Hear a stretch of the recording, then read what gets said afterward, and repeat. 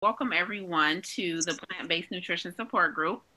We're just making sure everybody's getting in. We have Vicki and Michele who are going to do a phenomenal culinary presentation for us this evening.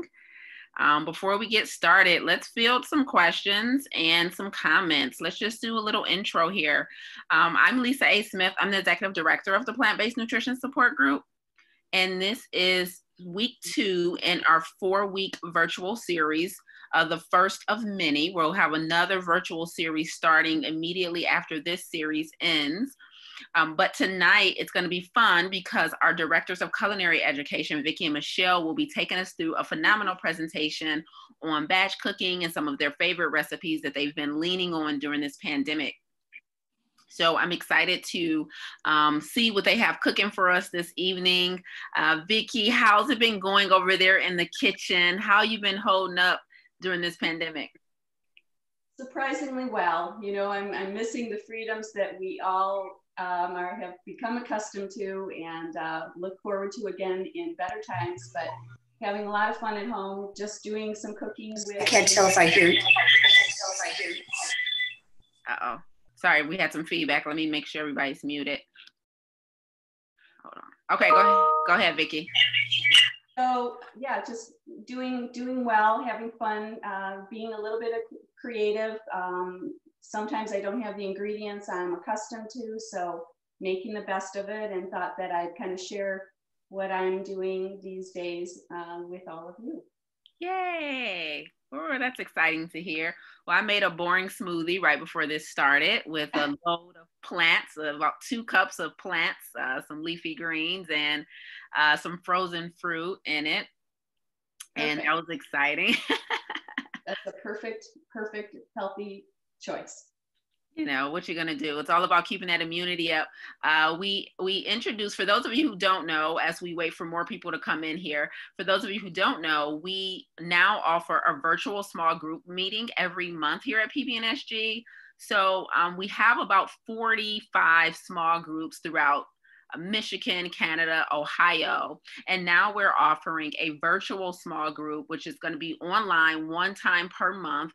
I taught and led the very first one. And at these virtual small groups, they'll be just like how we do in person. If any of you have ever been to one of our in-person small groups, it's simply a coming together of individuals who are in various places along their plant-based journey, who want to learn more about nutrition, who wants to learn more about adopting a whole food, plant-based, no oil diet.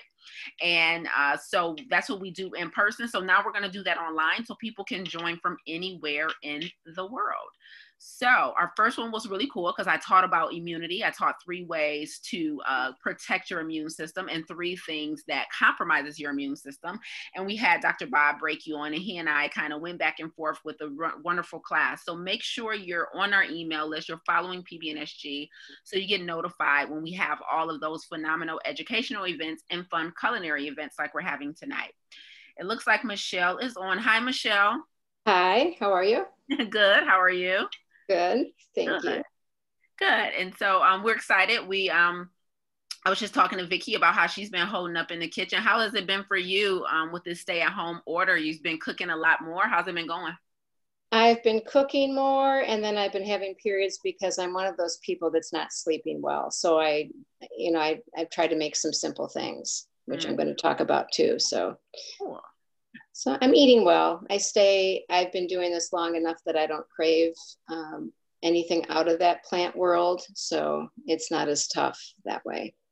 Yeah. And I don't know about you guys, but I find it's been a little easier too with not having the option to eat out as much too. So kind of being forced to cook more kind of forces us to eat healthy because you can only cook what you have at home. So if you bring good stuff home, you only have good stuff to choose from. Yep. It's easier to say no at the store or the rest. Yeah. Absolutely. Absolutely.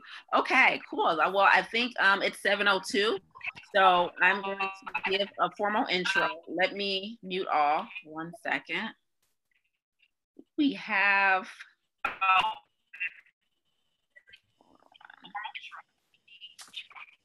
guys, everyone make sure you're unmuted. We have the settings set so people are muted upon entry, but it doesn't seem to be muting everyone.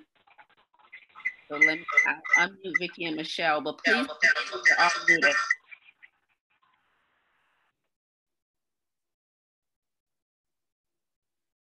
Okay. All right.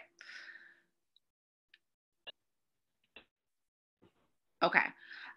So we'll try and guard for feedback. I'll be kind of fielding everything while you guys' presentations are going on. I don't think the Zoom settings are working properly because we have it set so people are muted upon entry, but people are still coming in unmuted. So I apologize in advance for any disruption in the audio or background noise, but I'll be sure to catch it and mute it as soon as I hear it.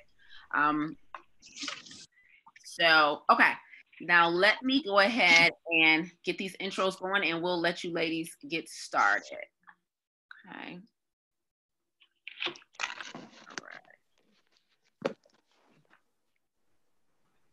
All right. So formally, once again, I'm Lisa Smith, the Executive Director of the Plant-Based Nutrition Support Group. Happy to be back with you for the second week in our virtual series. Tonight is with the one and only Vicki and Michele, who are Directors of Culinary Education here at PBNSG. They are phenomenal. If you've ever been to one of their culinary classes held in the Metro Detroit area, they have been doing this for a very, very long time, many years, and both of them are well-versed in whole food, plant-based, no oil nutrition, which we know can be tricky. Whole food, plant-based is one thing, just removing the animal products, but then removing the oil is a whole nother level of expertise and still be able to retain the taste, the flavor, the deliciousness of the food. So as you guys know, at PBNSG, we promote a whole food, plant-based, no oil diet because this organization was started by Paul Chatlin, who was able to reverse his heart disease using a whole food, plant-based, no oil diet. And so we continue to promote that way of eating today. And it's exceptionally important that you understand that the use of oils helps to deteriorate the lining of our arterial wall, also called our endothelial cells. So that's why we promote a no oil diet. And so the recipes that Vicki and Michele are going to demo for you tonight, and the conversation we're going to have tonight is going to be centered around some batch cooking and some of their favorites in the kitchen during this pandemic time. So at this time, I'll go ahead and hand it over. If anyone needs to hop off early, let me say this first too, I apologize.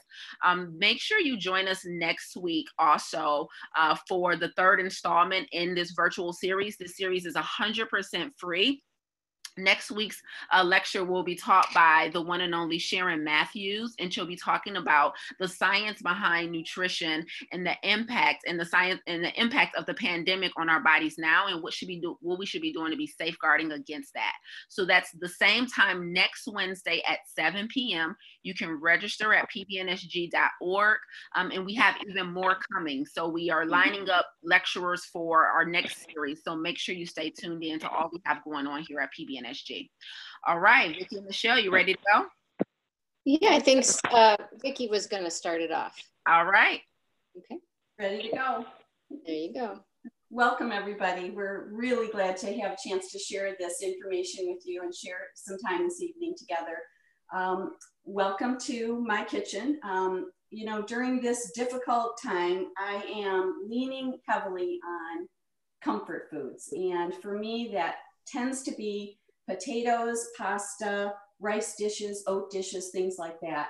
But I'm going to show you a little bit about, you know, the things that I'm eating, literally what I've got in my refrigerator, what I made today, what I've been making, what ingredients I'm trying to kind of make sure I've got on hand during this time where we're shopping a little bit less than normal, quite a bit less than normal, many of us. And we'll just kind of chat back and forth a little bit, Michele and I, about, you know, things that we're doing in our own kitchens, and much of it's similar. And, you know, we've got a few of our own tweaks that we do as well. So starting with the concept of comfort foods, what I am eating and what I'm doing. I'm often buying a packet when I can of potatoes, buying like a 5-pound bag of potatoes, sweet potatoes also, but today I have white potatoes, which I have baked. And I like to make things really simple. So what I have is just taking the idea of taking regular potatoes, scrubbing them, putting them in the oven for 1 hour at 350, 375 until they're done and tender, and using that as a base for a meal. And so this is what I'm going to show you, 2 different ways of taking a very simple potato and turning it into a meal. So the first very simple thing I have done is to take 1 can of black beans, And don't worry about writing any of these things down. I actually am going to make sure that you get all my recipes tomorrow. So I'm going to we'll send those out to Lisa and Brett, and they'll get those out to all of you. But this is how simple it is. Just this ingredient list couldn't be simpler. A can of black beans, a little bit of frozen corn, and half of a cup of, actually one cup of jarred salsa. So black beans, corn, salsa, and yeah, so black beans, corn, and salsa. And that is literally it. You could definitely add a little bit of cilantro or, you know, some greens, something like that if you wanted to. But this is just warmed up on the stove. I did add a little touch of smoked paprika. You wouldn't need to. And you literally can, you know, load it up as much as you like. You could have a couple of these potatoes if you wanted to make it a really satisfying meal. But that's how simple that can be. I do have on my blog, which is AnnArborVeganKitchen.com, this recipe, but I'm going to also send it out to you. I call it Tex-Mex potatoes. Super simple at the end of, you know, a busy day or a day where you don't feel like cooking or you don't have a lot of ingredients. These are pretty much stable, other than making sure you do have some potatoes or sweet potatoes on hand to be able to do this with. You could definitely swap in a sweet potato for this white potato and it would be great as well. So that's one. And then version 2 of potatoes is the same kind of idea of just taking a plain baked potato, a little bit of salt and pepper on it, slicing it in half, and then this simple ingredient, which is just some red cabbage. I took 4 cups of red cabbage and 1 sweet yellow onion and sauteed them together and added a little bit of balsamic vinegar at the end. And it's kind of a variation on Kilcannon, which is an Irish dish. And, you know, onions and cabbage or kale and potatoes, really nutritious, really simple. So this is one of the go-tos, potatoes in various forms. This is also on my blog in case you want to take a peek at that. But those are a couple of the potato versions that I'm using as very simple ways to make sure we've got easy meals. And something when I have a little bit more time, not a lot, this doesn't take a lot of time at all, but this is just a leftover from my refrigerator. I made this Monday night and it's called it's my mac and cheese. It's my vegan mac and cheese. I call it mac and cheese perfection because for me, it's just exactly what I need to satisfy that creamy, urge, you know, that craving that you get for something creamy. And often when we are turning to a plant-based diet, we're missing some of those old familiar textures and flavors. And so this is one of those things that has helped me really get over the hump of missing that cheesy kind of flavor. This is also a really simple dish. It ends up looking like this. I baked it in a casserole about twice that size. But this is the leftover and it's just whole wheat pasta. You could certainly substitute any other kind you want. It starts with an onion sauteed on the stove and then the rest of the ingredients, which includes some cashews. You could substitute white beans if you wanted to, some non-dairy milk, water, roasted bell peppers from a jar that have no oil or sugar added, a little lemon juice, broth, mustard, and salt. So these are all, you know, kind of go-to pantry staples for the most part. And it ends up looking like this. And it's really, really delicious, I think. So that's my mac and cheese. And the last thing I'm going to just mention as one of the comfort go-tos for me is pancakes. And I have a recipe that's actually in our perfectly plant-based cookbook that you can find in there called Cinnamon Pancakes with Blueberry Date Syrup on page 24.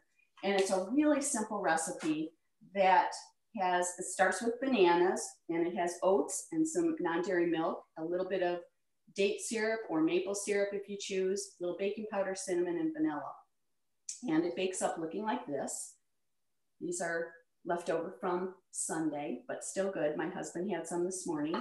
And then this is the syrup, and it's as simple as some frozen blueberries, a little bit of water, and dates mixed up into your high-powered blender.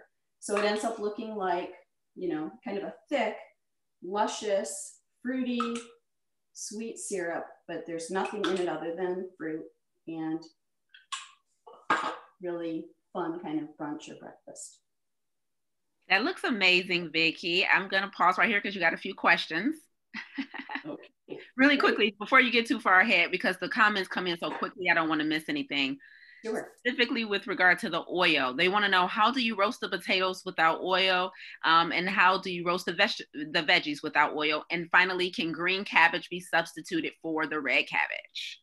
Okay, green cabbage can definitely be substituted. So could kale or any other vegetable. And that's a great question, because so many of these ideas are really modular and you can kind of swap in what you have.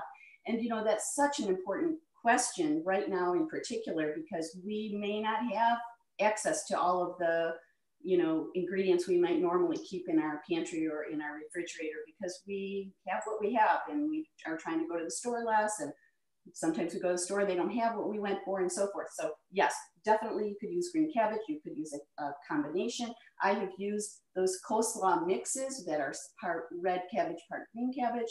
You can use whatever you like. And no oil on the potatoes. All I do is take a potato. I'm just going to grab something, leaving the screen for a second.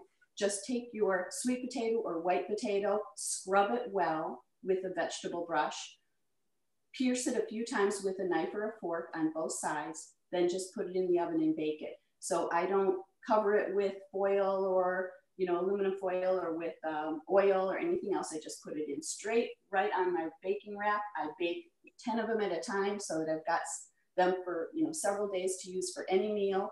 And that's how simple that is. And then was there another question about how to saute without oil? Correct, how to saute without oil. Oh, Vicki, I'm pretty sure somebody's wondering, what's the cook time in the oven for those potatoes? Generally 1 hour, but what you want to be able to do is kind of squeeze it a little bit and have a little bit of give. That way you know it's tender inside. And the way that you will use, you'll saute vegetables, and that's a great question. And we do a lot of talking about this in our classes in person, is that we use a little bit of water as needed or broth to just kind of keep it from sticking too much. You also want to have a pan that is pretty forgiving and doesn't, you know, will release the food as you kind of scrape it with a spatula. So those are the tricks, and it does take sometimes a little bit longer without using oil, but definitely worth it for the health advantages. Great question. So that's all that I've got on this topic of comfort. We're going to move back to Michele now and let her talk about what she's doing for comfort foods right now. Great. Hi, everyone.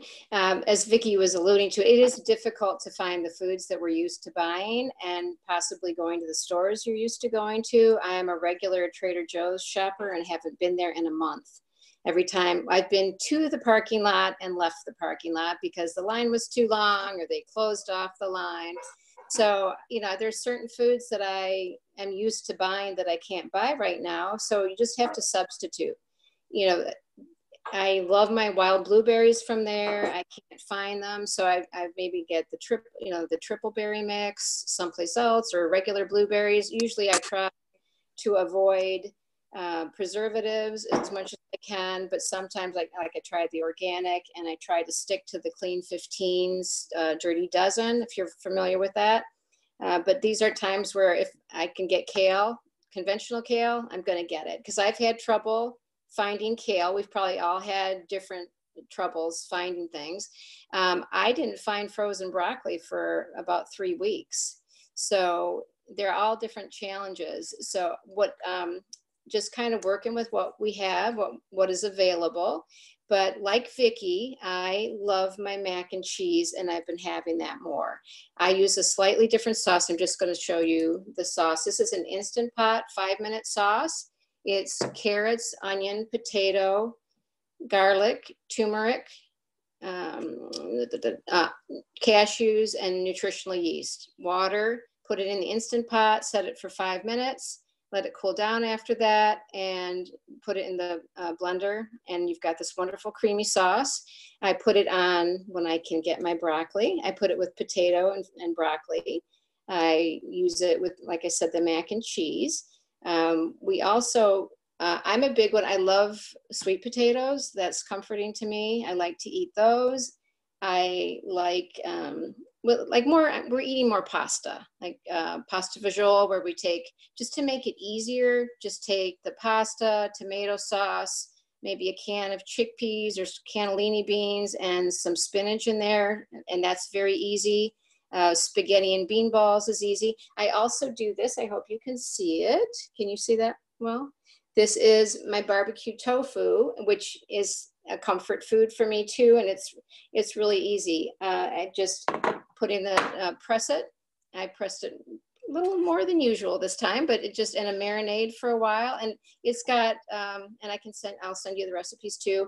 Hickory smoke and maple, which is, I don't miss bacon personally, but I do like those flavors. So I have that, and I will have it with greens and potatoes. French fries in the air fryer. I like those too. So those are mostly because Vicki and I both really do go through the mac and cheese during these times. And I'm thinking what else? Just a little bit more about the shopping difficulties. You know, it is harder to get in. We're not going as much. It's harder to find things, and it's a different feel. I've heard people talking on the radio about how if they see someone touch something, they want them to buy it, you know, and it's just like there's less time to look for things. I'm shopping at a different store, so I don't know where they keep everything. And I have found, like, looking at different brands, like I looked at a can of butter beans and they had sugar in them. So you do have to be careful about what you're buying while being flexible. I think it's important to take stock of what you have at home before you go out. And if you're thinking of loading up on frozen things or refrigerated items, make sure you have the space for them. Also check your seasonings to make sure, you want to make the most of every trip you get, so you don't have to come back and think we can't just run out like we used to. So making sure you've checked what you have, and, be flexible with your shopping list.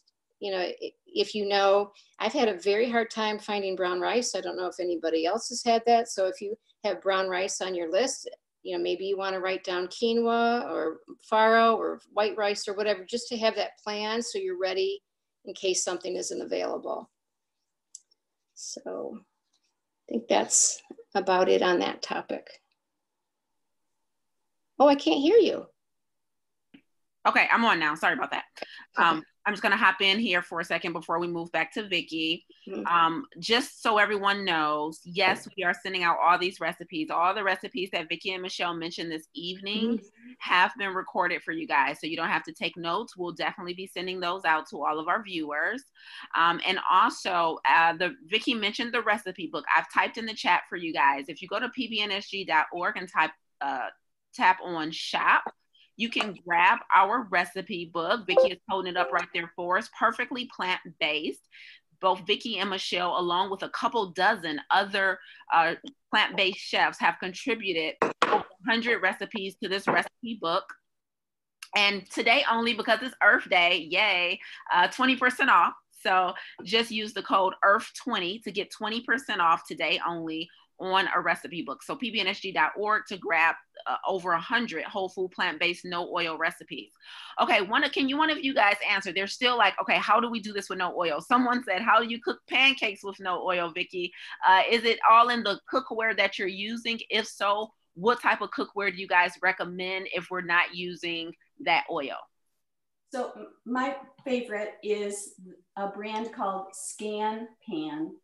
SCANPAN, and I find that the surface on it is just so giving, so forgiving, and works so well for being able to flip pancakes, for example.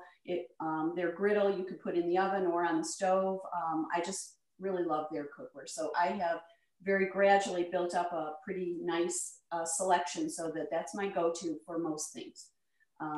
Between that and a pressure cooker, those are really my main things that I use every day. That and a Vitamix, I guess I'd add that as a third thing. So yeah, so that's a great question. It does take a little bit of experimenting in order to feel comfortable with that process of avoiding oil.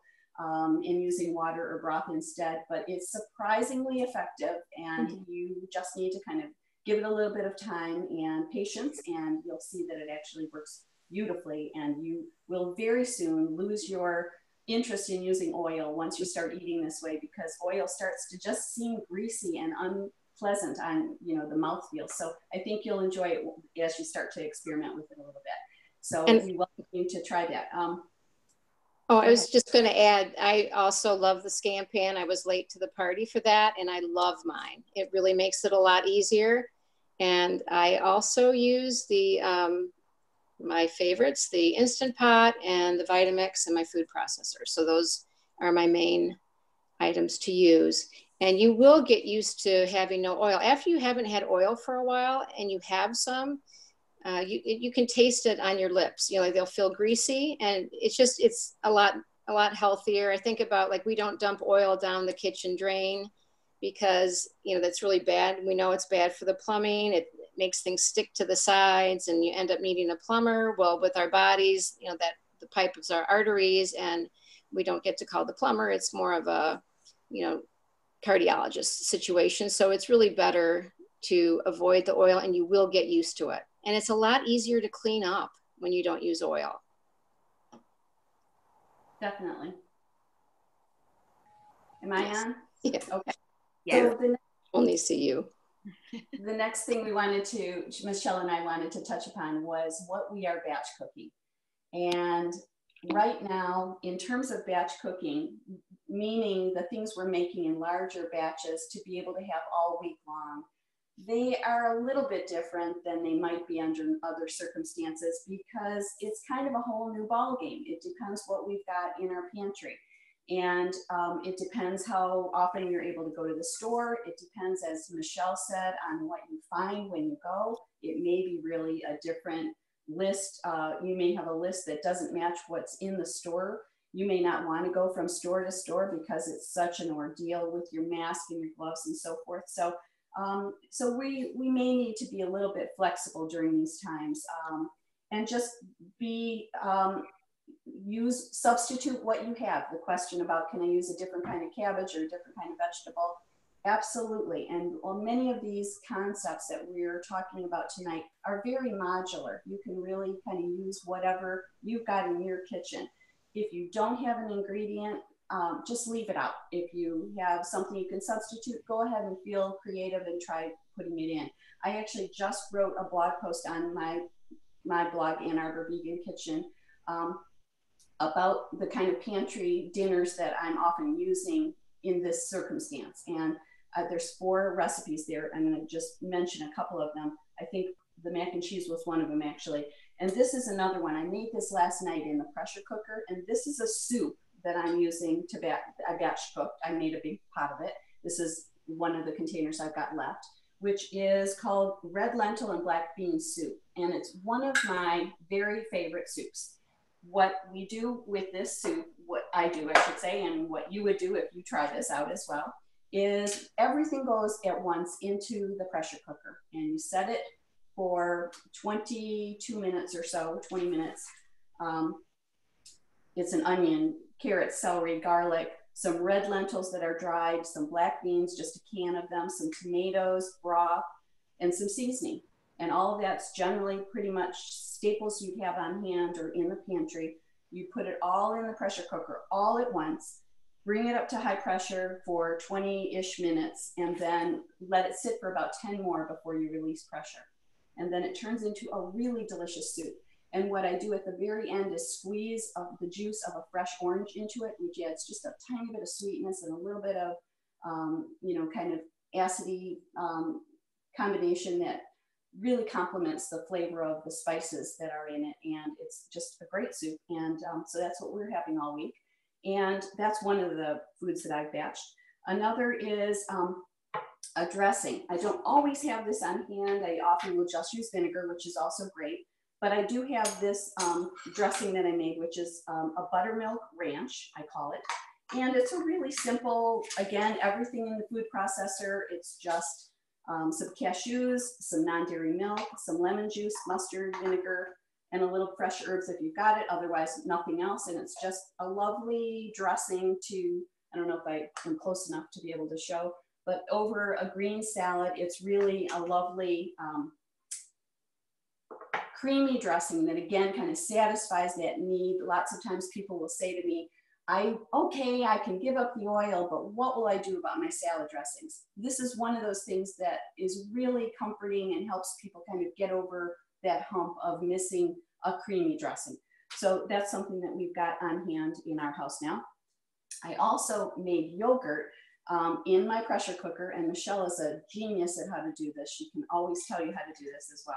But it's just as simple as taking a box of plant-based milk, which is what I used here, and probiotic capsules, which stay in the refrigerator. And then you have this wonderful yogurt. I have 5 jars of this yogurt after it sits for 8 hours fermenting and becoming wonderful.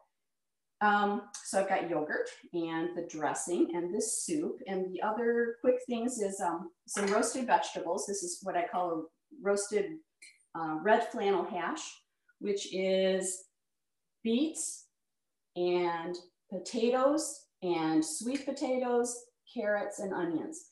I took this whole big amount. You don't even need to measure. Whatever you've got on hand, just take them all, chop them up. This is kind of a small dice, but you could make them any dice size you want.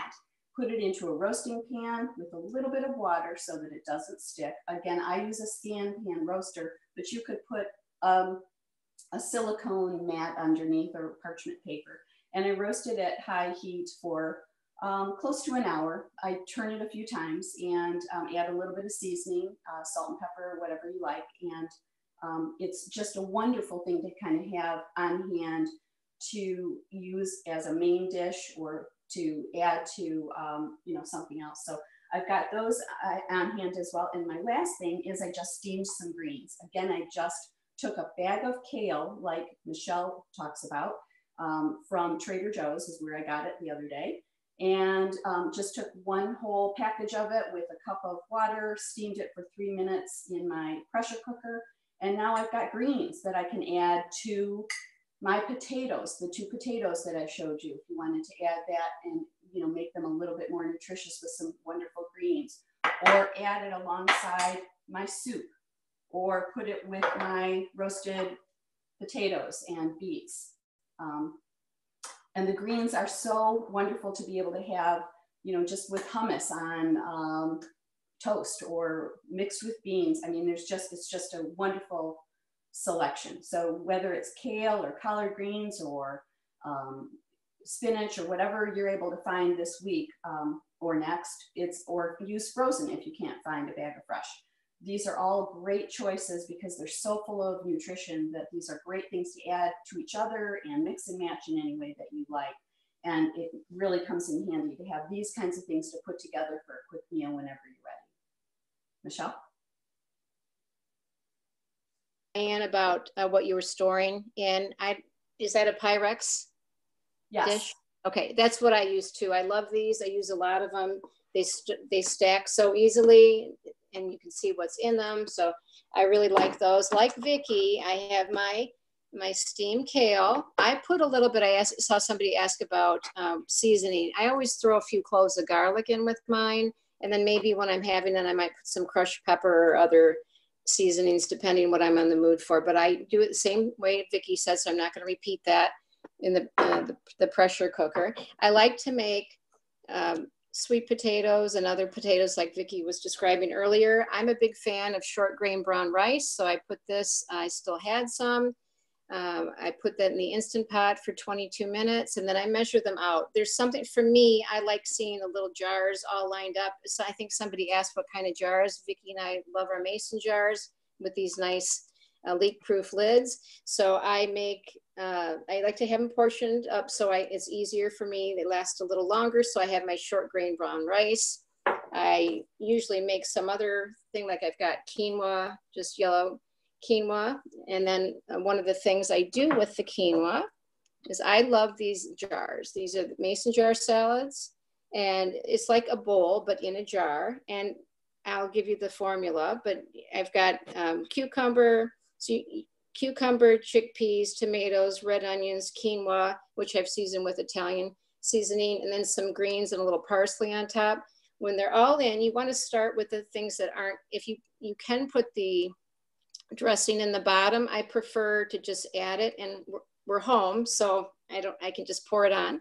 But it's just nice to have these. I think they're really colorful and pretty. And when, you know, I look at that, it makes me think I'm ready to have this. I'm expecting it. I know I'm going to love it. And it's just more satisfying to me when I know what I'm going to have.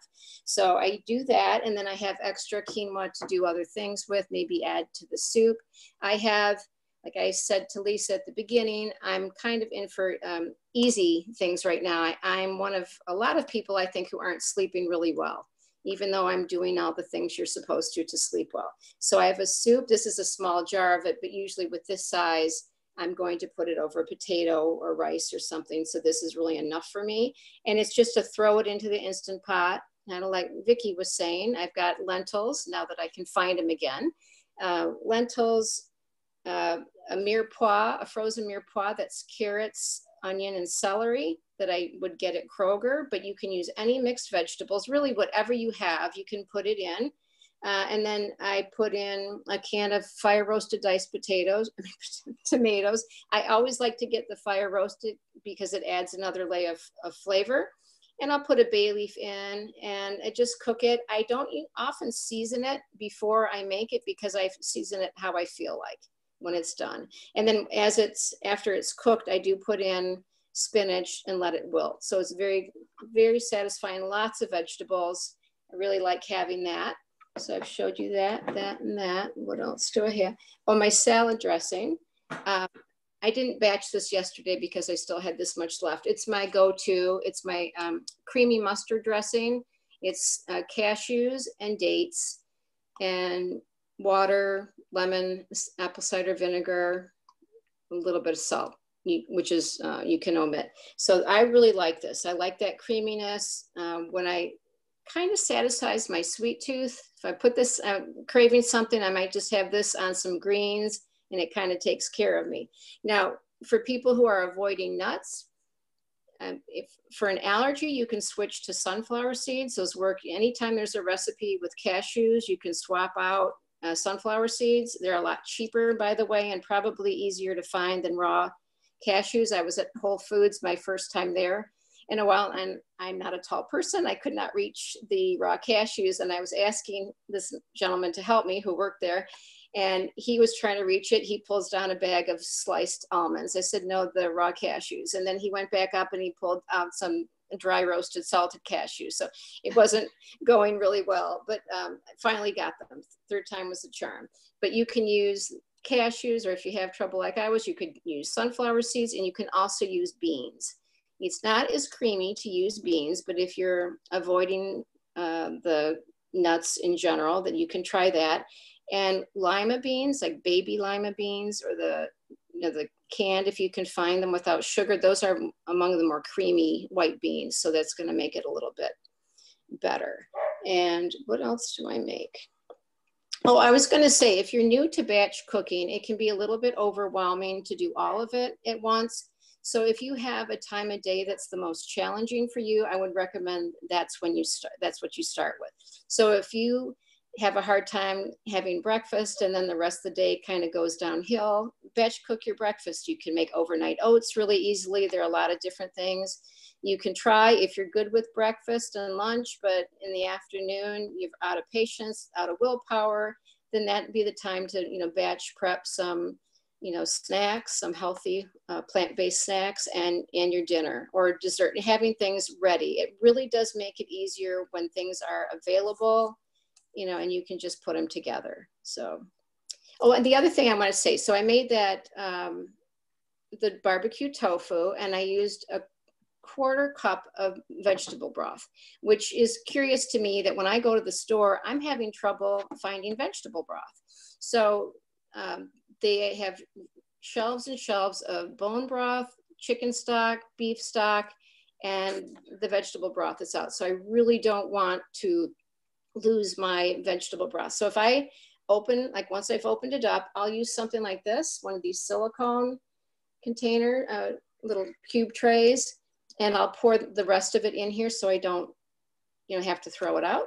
And this size, like Vicki was talking about, sauteing without oil, that vegetable broth is a good thing to deglaze with. So if you freeze them in this size tray, it's really easy to use. Pop a couple of these out. You want to have it thawed out, because if you put one in to a hot pan, you're going to bring the temperature of that pan right down, but they're just easy to have. So I recommend those.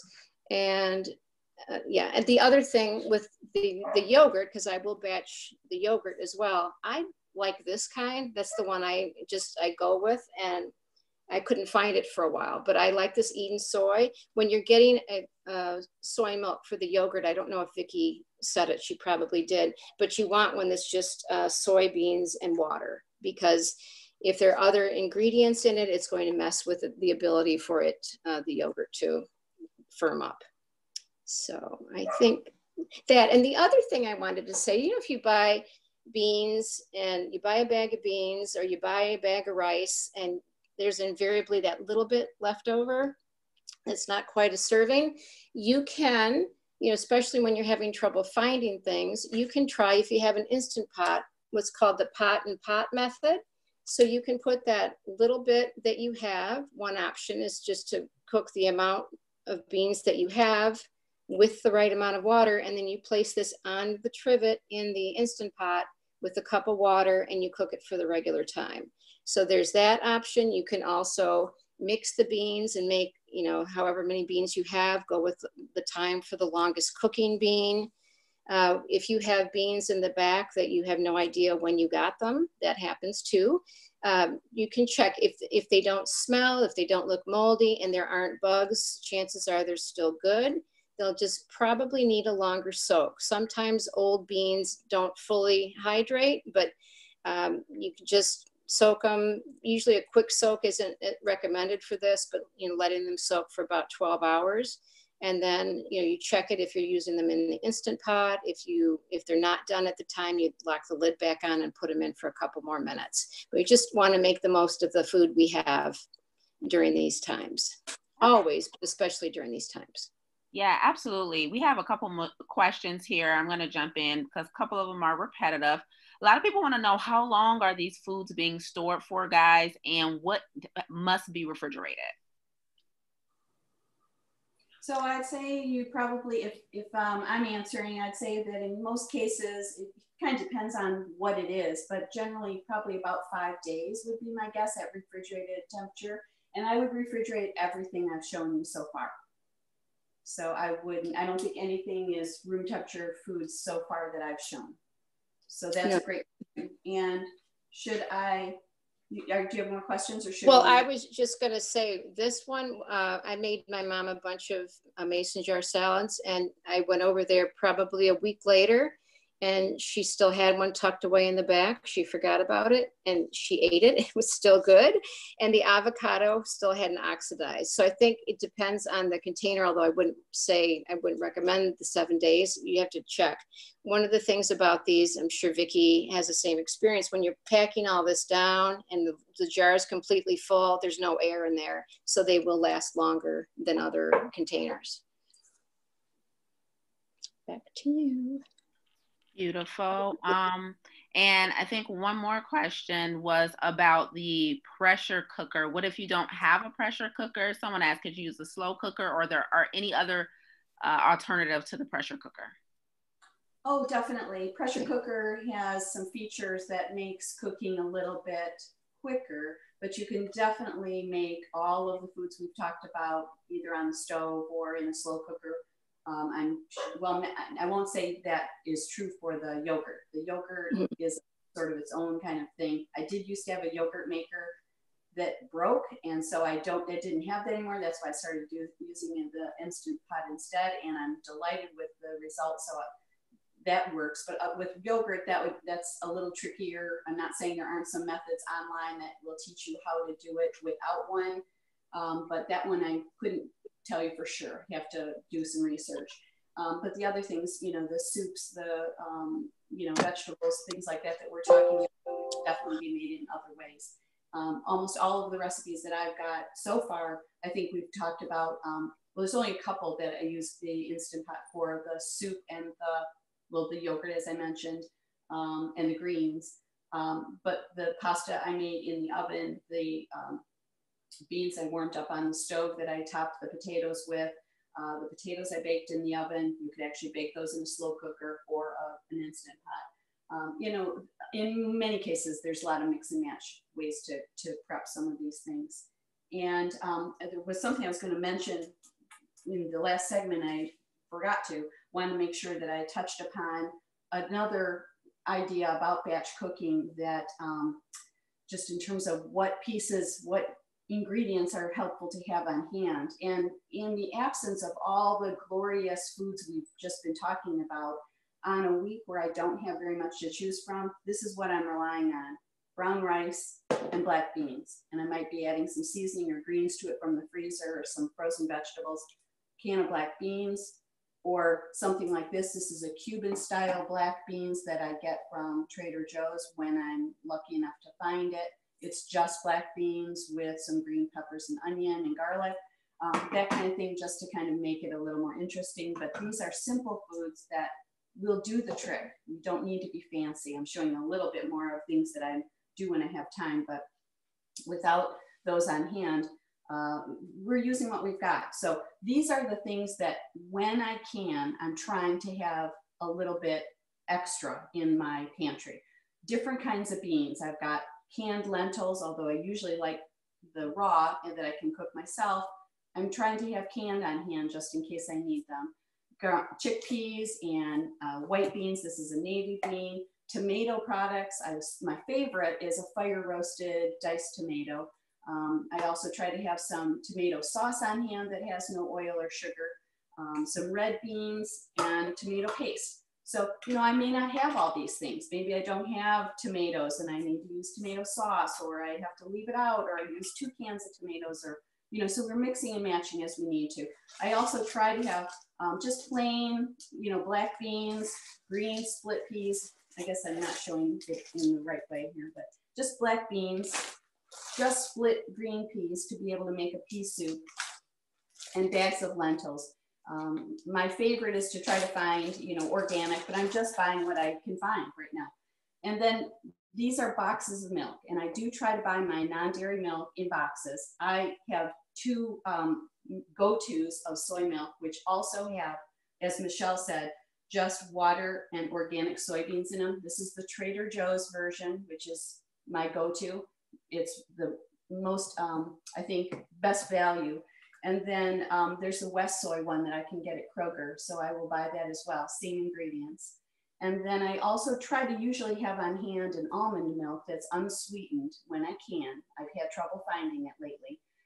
But I use this mostly with my oats, and I do like to have that on hand as something different from the soy milk that is my go-to.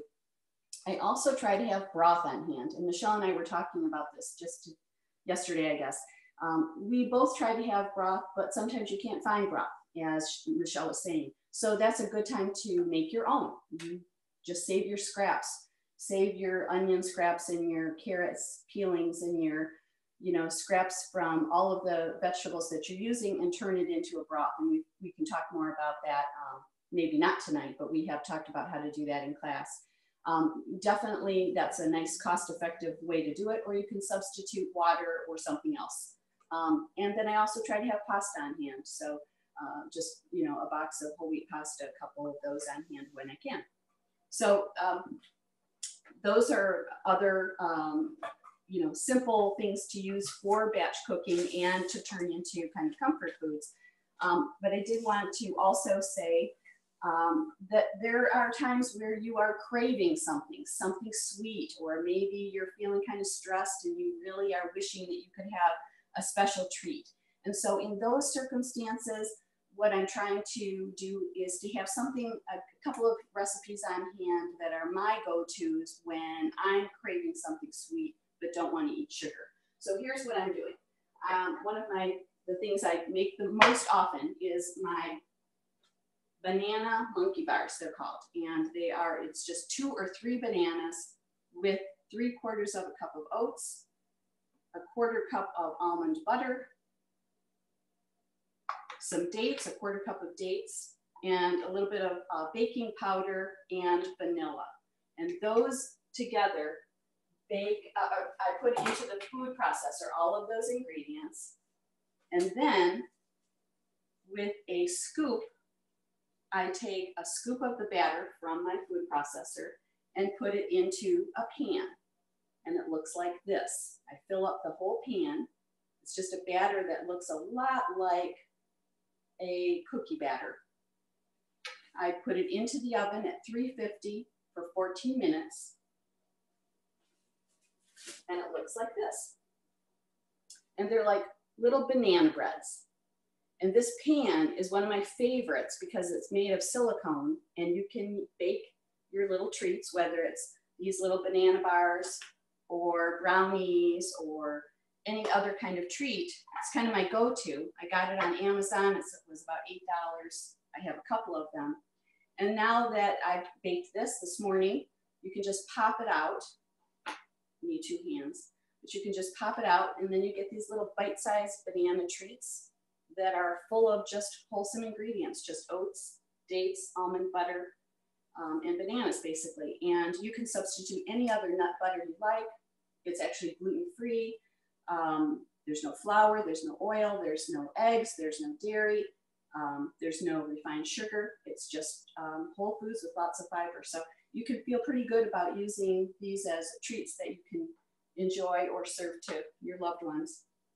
And they freeze really well too. So sometimes I'll make them when I'm in the mood.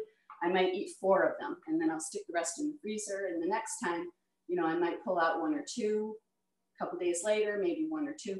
And so you've got something on hand when that craving hits and you don't feel like you have to suffer because you can eat something that you can enjoy and it's healthy too. And that's really, I think, important to feel good about what you're eating, but enjoy it as well. So that's one of the things I'm doing. Michele? Where we're craving things and people usually want either sweet or crunchy. Now I have, you know, Vicki and I have both been doing this for a long time and our cravings have evolved. So I no longer crave traditional junk food. I still, like for my sweets, I feel better if I have a whole food, plant-based treat. So my go-to, and Vicki and I have a lot of the same things. So I have the same brownie pan that she has. And I love the little raw brownies from Brownies. They're Chef AJ. It's very simple. Cacao, dates, walnuts. You can use any nut you like, and a little vanilla extract. Just put it in you start with putting the walnuts in the food processor. You run it till it's not, you don't want it to turn into a butter. And then you add the dates in and run that till it turns into almost a ball. Put in the cacao powder and then the little bit of vanilla extract, and then you form it into the pan just like Vicki showed. Pop them out, they're raw, so they're very easy. Leave them in the freezer as a roll. That works out really nicely. And I feel good after those because I'm not eating something refined. These actually give me energy. The nice cream is a big go-to in our house. We just love the frozen bananas with fruit. Often we'll use blueberries or cherries, but we'll usually always add cacao powder because it gives it a chocolatey taste. So we do that. This is a cinnamon tea. This takes care of my sweet tooth so easily. It's amazing. It's just 2 cinnamon sticks.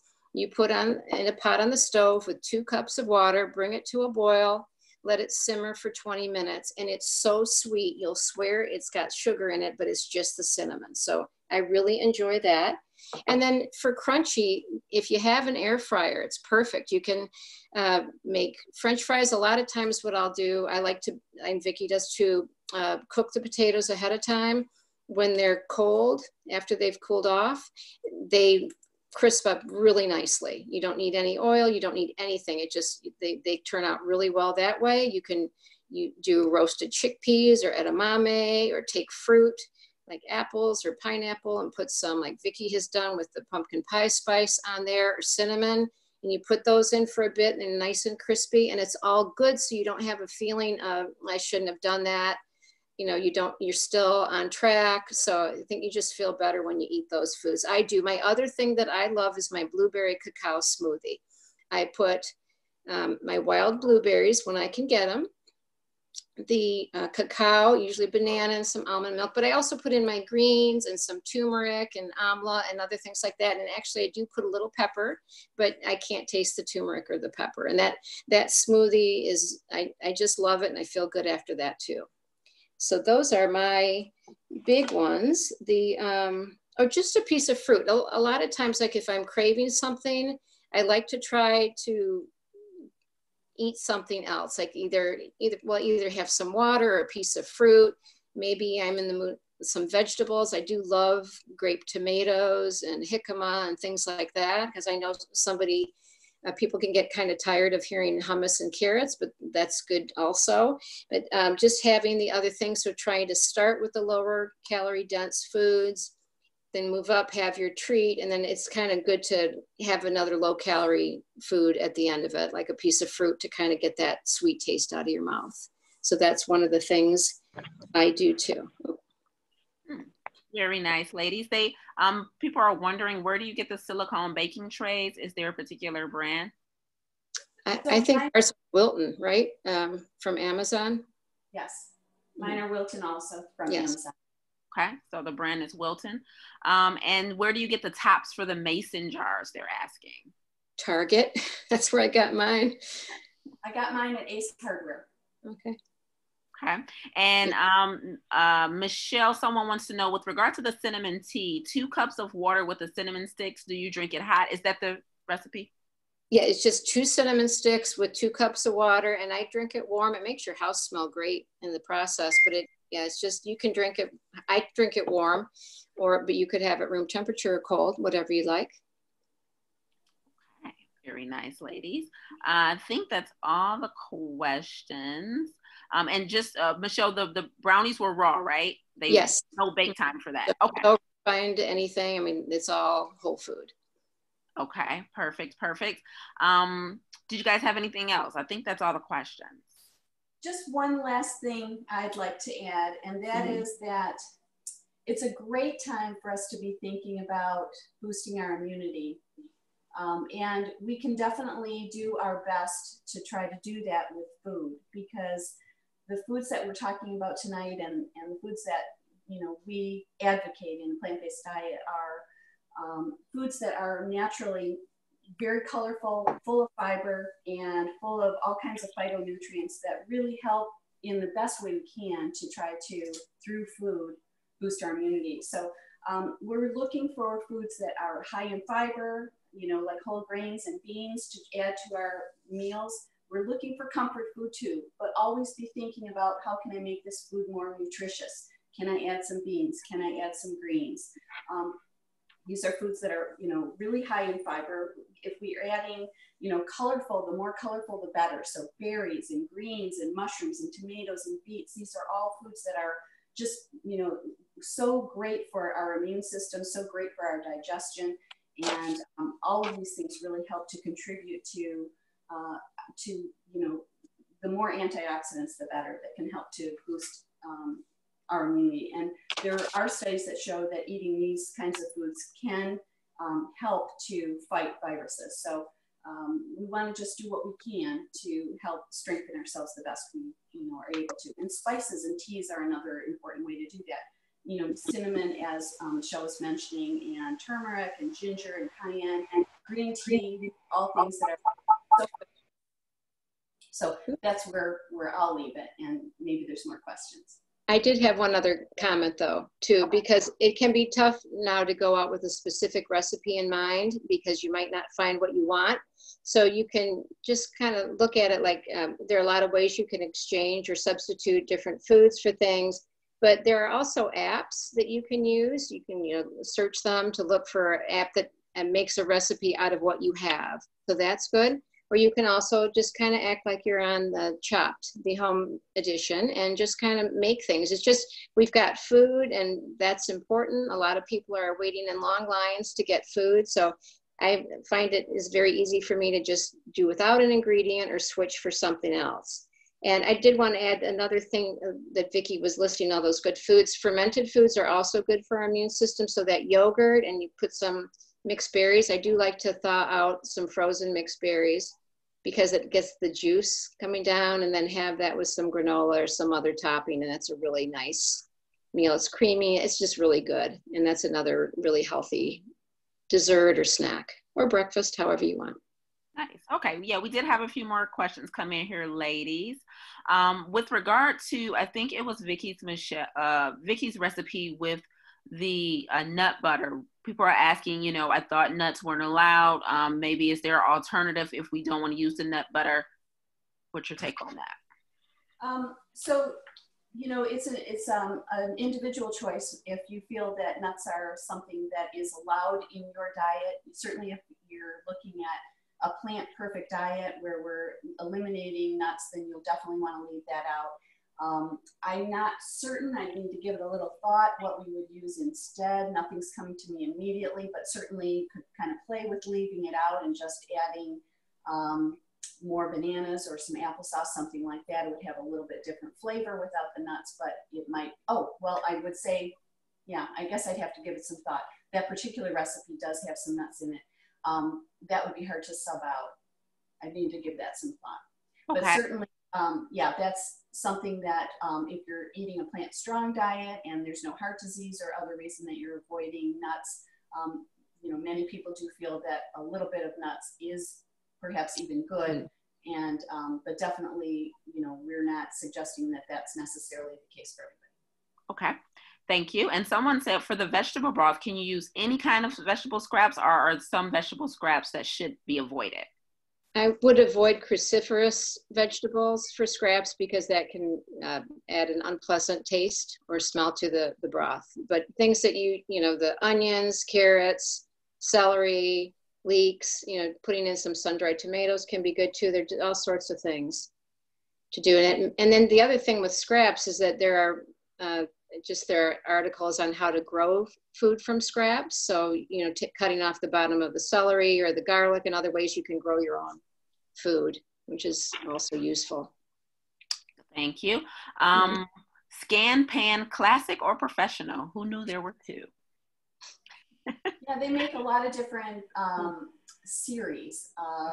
It's almost like they come out with a brand new model every year. I think they're all good, and some of them have a little bit different appearance. You know, if you want a glass top versus a metal top, if you want a different kind of handle, but the interior is pretty similar. I think some of them are good on, you know, different kinds of cookware perhaps, so you just want to kind of just check. But for the most part, I've got the basic, classic, simple kind. Okay. And what brand of air fryer do you guys use? So I have a Philips, and I like it very much. And Michelle? I have a Krups, and then I got the crisp lid from Mealthy that you can put on any electric pressure cooker that has a stainless steel liner.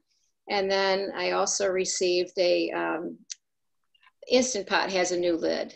And I actually haven't used it yet, but it does, it has some other features on it. So I do like having them. They usually have different temperature increments. So you have to play with it with, you know, one of them only goes by 25 degrees. Another one might go 10. So just play with the closest one, but I like them.